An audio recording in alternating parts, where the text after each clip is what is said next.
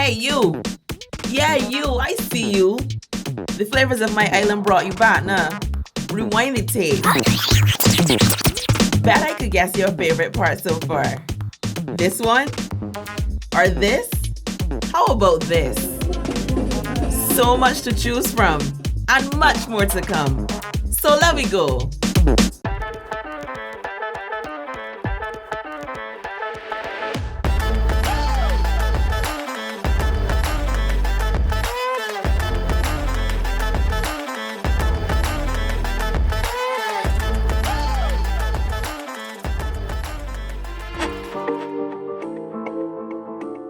The word classic is defined as serving as a standard of excellence. Well, that definition sounds pretty synonymous with our headliner today, Chef Ann Burrell. But you don't have to take my word for it. Ann Burrell has worked at some of the top restaurants in New York and studied the culinary landscape and traditions of Italy. Ann makes restaurant dishes accessible and reveals concise, easy-to-master techniques for the at-home cook on her Food Network series, Secrets of a Restaurant Chef.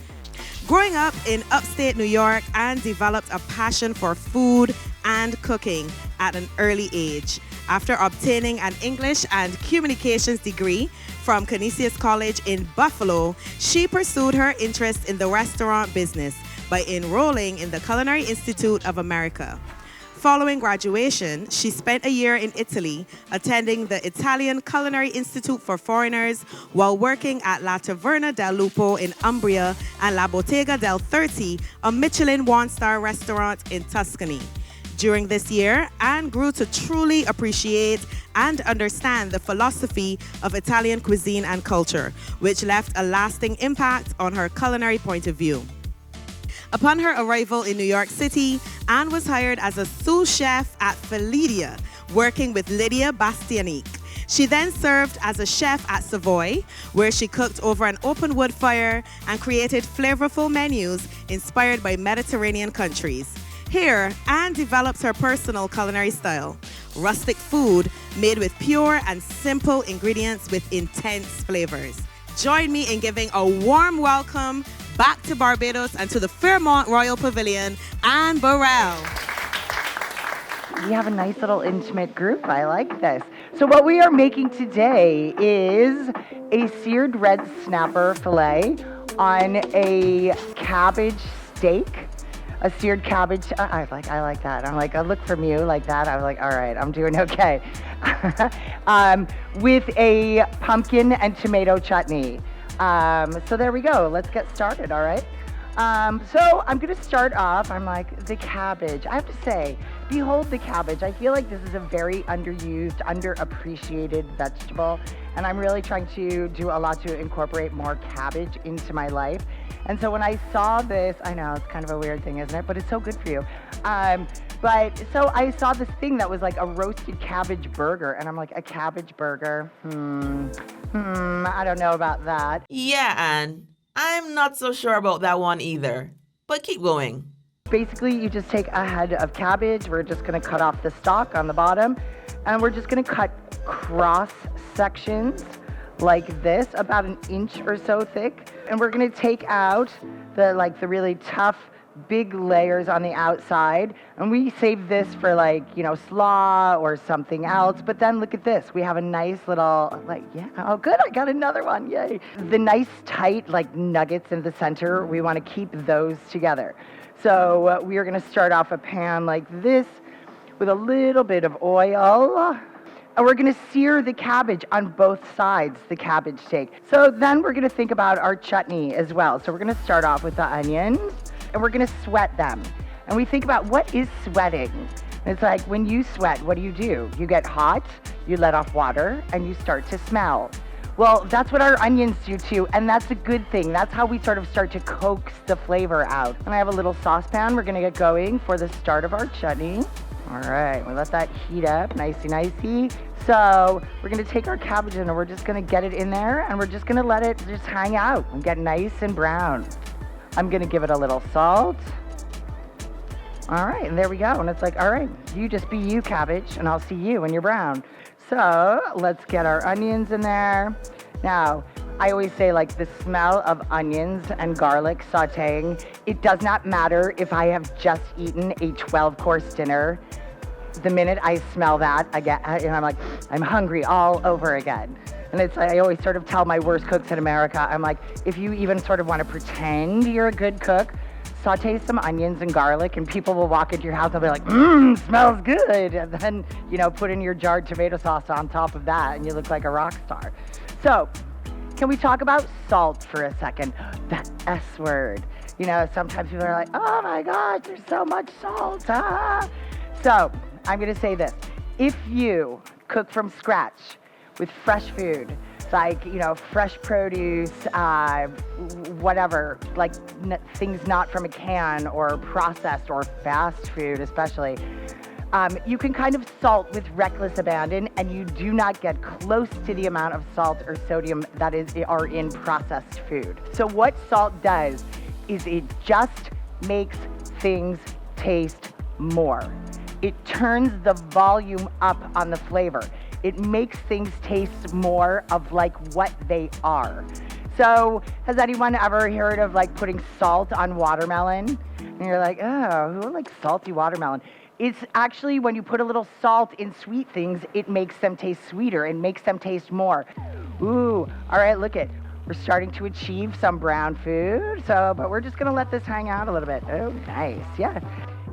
Like we all have issues in the kitchen, we're like, sometimes things don't go the way you want or whatever, but you don't know that unless you taste. And if you don't taste, you're doing the, I hope it comes out a right method of cooking. And so let's not do that, right? We don't do that. I'm gonna smash a little garlic. This is where I take out my aggressions.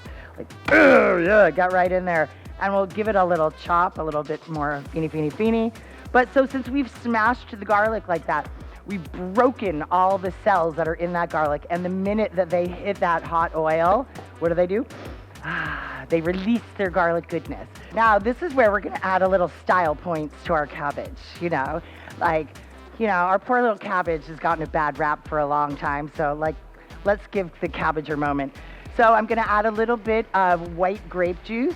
This brings a lovely sort of sweetness and acidity to this dish. So I have just diced some pumpkin, tossed it with a little olive oil and salt, or like neutrally flavored oil and salt, and tossed it in the oven at like 375 degrees for about like 10 to 12 minutes. And we don't need to worry about if it's cooked all the way through. We just kind of want to get it started. And then we're gonna add it to our tomato, garlic, onion situation.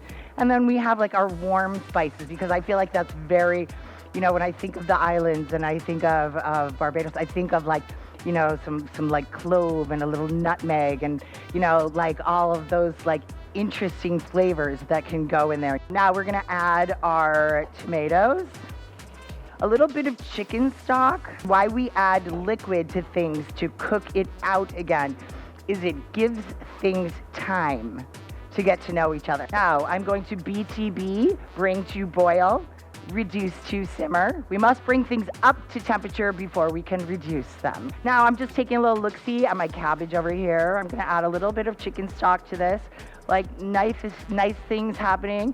And let's now just give everyone a taste, like that little QC we were talking about.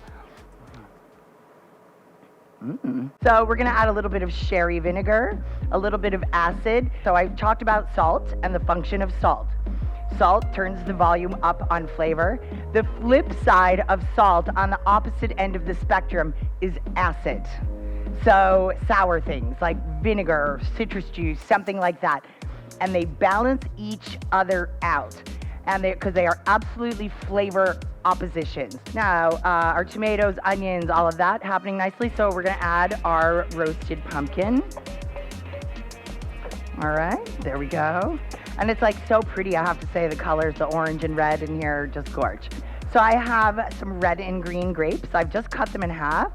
And I'm going to dress these guys with a little bit of salt and sherry vinegar and a titch bit of this little grape juice. And we're gonna stir this around, and we're gonna let this do what we call macerating. So Yes, I know. We're all doing it together. So I have another pan over here where I'm going to get ready to start to sear my fish. We love a good crispy fish skin, but crispy fish skin is not always an easy thing to do. Like crispy fish skin or crispy chicken skin. So here are some tips to doing both of those well.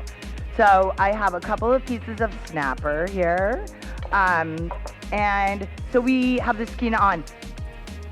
If you are looking to make crispy skin fish, and it doesn't matter if it's snapper or any fish with a skin like this, keep it uncovered, like for, like it doesn't have to be overnight, but like, an hour or so or whatever before you are going to cook it. Put it on a plate or a tray, something uncovered, pat it dry, and then let it just hang out. Don't even put saran wrap over it. Like let it dry out. Then the other thing is make sure your pan is nice and hot. Hot. And the oil in there, hot. And the first thing us cooks do when we put things like this in the pan is we want to move it. And that fish skin will stick there.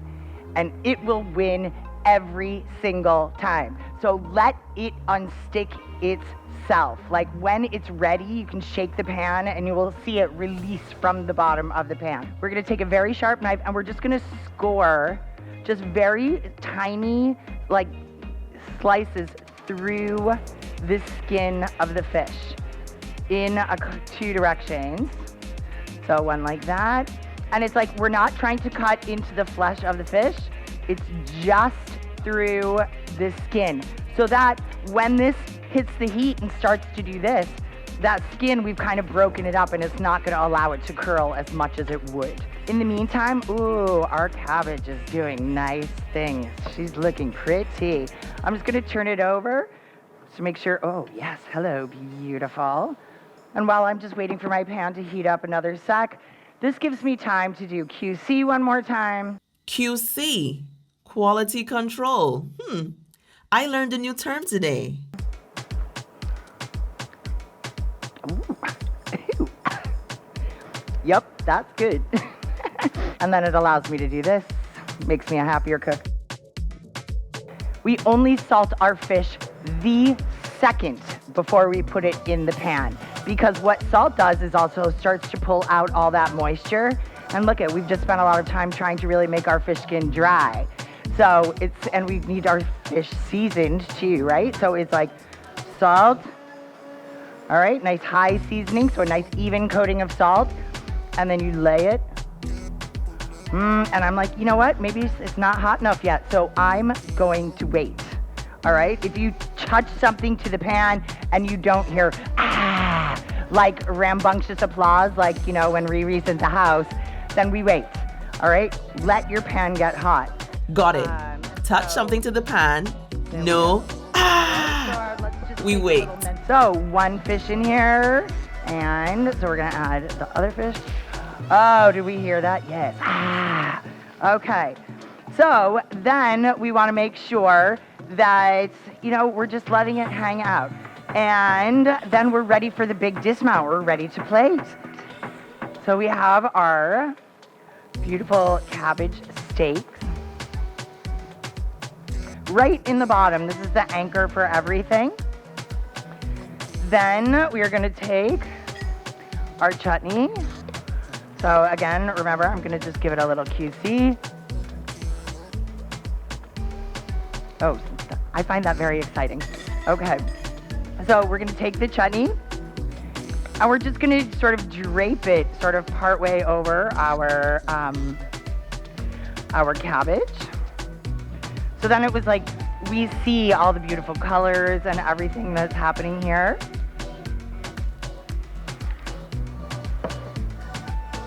And our beautiful fish fillet with a nice crispy skin.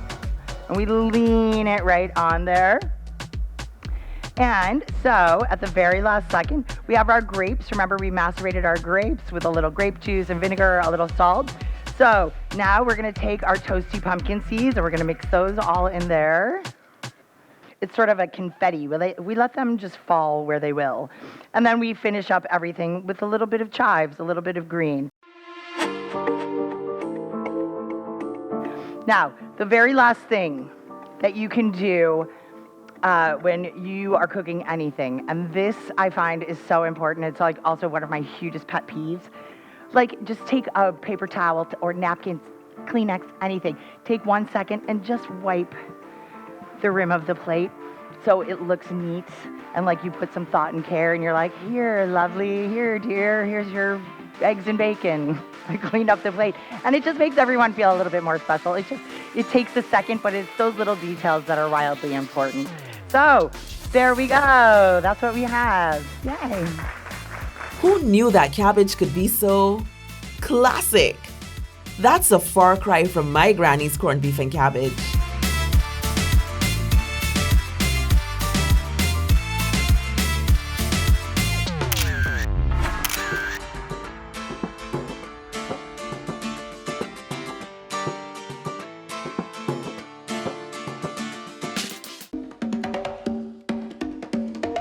So it's time to move from a classic in the kitchen to a classic in the streets. Rum Route. Do you hear me calling? The party capital of Barbados awaits. Here we come.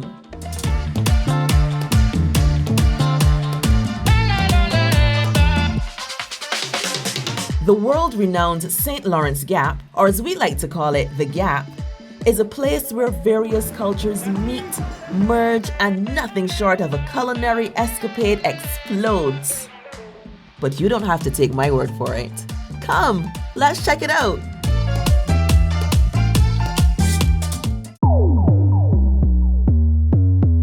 We're here in the Gap, St. Lawrence Gap, Christchurch, Barbados for the Barbados Food and Rum Festival 2022. What are you hoping to see tonight? Well, last night I was at Oystens and I was big. Everyone was there. There were a couple tourists. I was expecting more tourists to be here because it's Gap as normal. So I'm expecting to see a lot more tourists and like experiencing what Barbados has to offer. You guys don't really look like you've had your rum drinks as yet. What is the drink of choice for you? What is it? A rum punch? I don't drink alcohol. I'll take the food over anything. And what about you? Probably rum sours. Now you said that you're into the food. What's your favorite Barbadian dish? Honestly, I like sauce. Yeah. Every Saturday, if I can get it without steam pudding, but with breadfruit. I'm gonna experience the food, the rum, the drinks. Like, we make rum here. There's staged rum. There's what else? There's plantation rum. There's Mount Gay. There's so much to offer. So come on to Barbados. What are you looking forward to do at the Barbados Food and Rum Festival in the St. Lawrence Gap? Rum, drink rum. And what about the food? What are you looking forward to eating? Rum. I'm enjoying it totally. I did almost all the events. So I am just enjoying the street party so I can go home and get like 2 hours sleep before I go to the breakfast party. What are you really enjoying most about the festival? Well, I'm a foodie, so of course I'm loving the food and all the offerings. From the time they had the launch, I think that is really, everything sparked it for me with the food that was on offer and the rum. And I think it opened my eyes to what we have to offer from our local chefs. It's okay to say the international chefs will come and they are giving us that experience. But we have a lot to offer here in Barbados, and I think that the food and rum is exposing our culture and our culinary talent to the world, and I think that that is important right now. What do you like to cook? I know that you're always using all this stuff right from your garden. What is it that you like to cook on your own? I'm a pretty simple guy. I can be honest with you, I give my grandmother all the food unless she cook it for me. That sounds like a safe bet. Granny's food is always the best.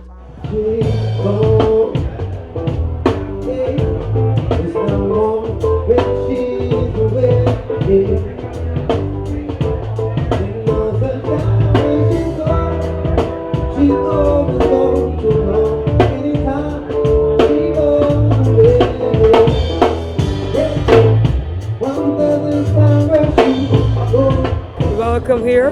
I love the Food and Rum Festival. I'm good that you all are here.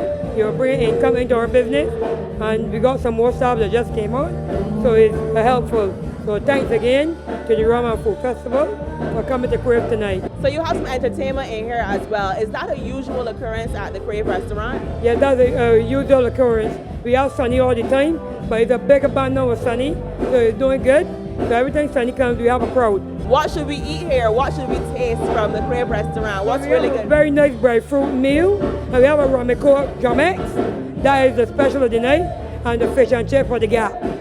Tell me a little bit about that breadfruit dish. How is that prepared? It's a fried breadfruit. We do it spicy. We put all our spices on it, and then we serve it with some nice salads and stuff. So it's a good meal. We have a lot of rum sours, a lot of daiquiris, a lot of rum mixers, but a lot of rum shops. So everything is going good. So everything but rum is in here.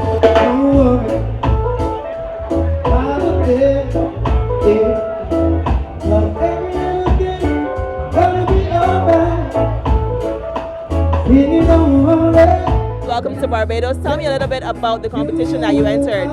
I attended an event in St. Vincent, had an opportunity to enter my email address to win the prize to attend Crop Over. I entered it and I didn't even think about it. Then I heard I want to come for Food and Rum Festival. So this is your first experience with the Food and Rum Festival? Yes, it is. So how excited are you to be here for the festival? Really, really excited, and I'm really enjoying it. What have you done so far with the event? I've done rum tasting at Harrison's Cave. We also did the tour of Harrison Cave, which was really amazing because I've never seen that side of Barbados. So it was really good to see that. We went to Oystines last night, had some really amazing fish, amazing macaroni pie, love it. Is there anything else that you're looking forward to tasting while you're here in Barbados?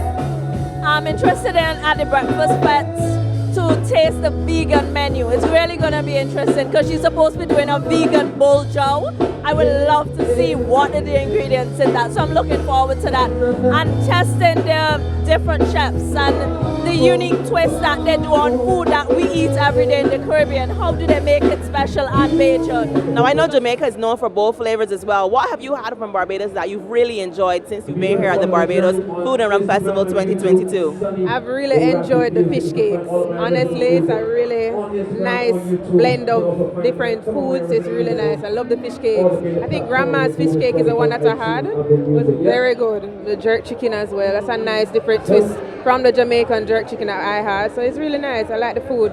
It's been really good. It's been really good. My first time in Barbados, and I have been pleasantly surprised. Very different than Jamaica, but something that I would definitely come back to.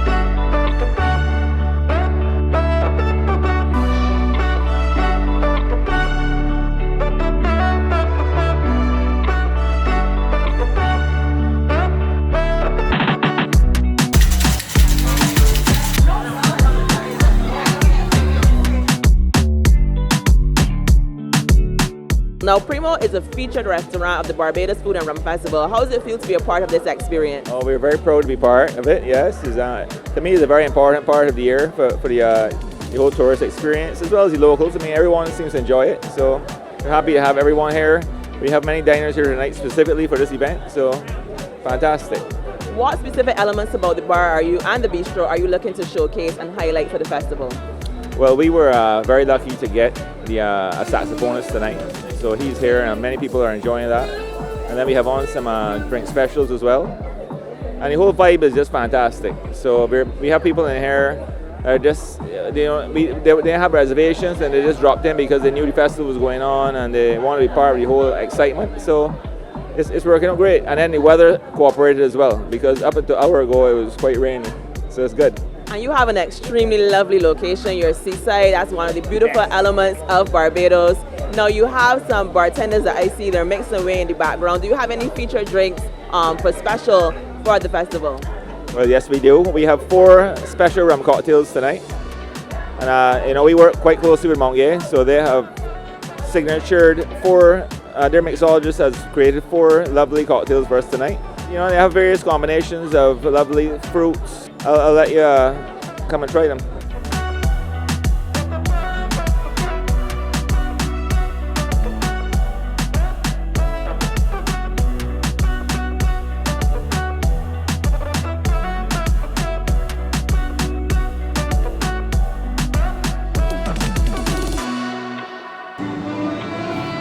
Oh wow, this is really good. Cheers, thank you. We planned our trip more than a year ago, hoping that the dates would be in line with our visit, and they were. It's been amazing. It's been absolutely amazing. Why did you choose Primo? We were coming down the hill looking at all the menus, and Primo was Primo. Tell me where some of you guys from?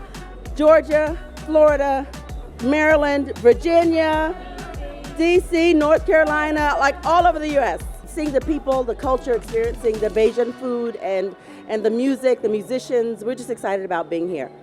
So, I'm sorry. And the rum. I love it. It worked.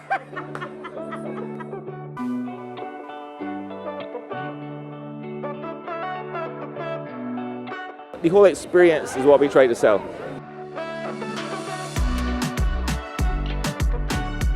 What a sweet night. Cheers to St. Lawrence Gap. You will always have my heart. Until next week, guys. I'm getting good here.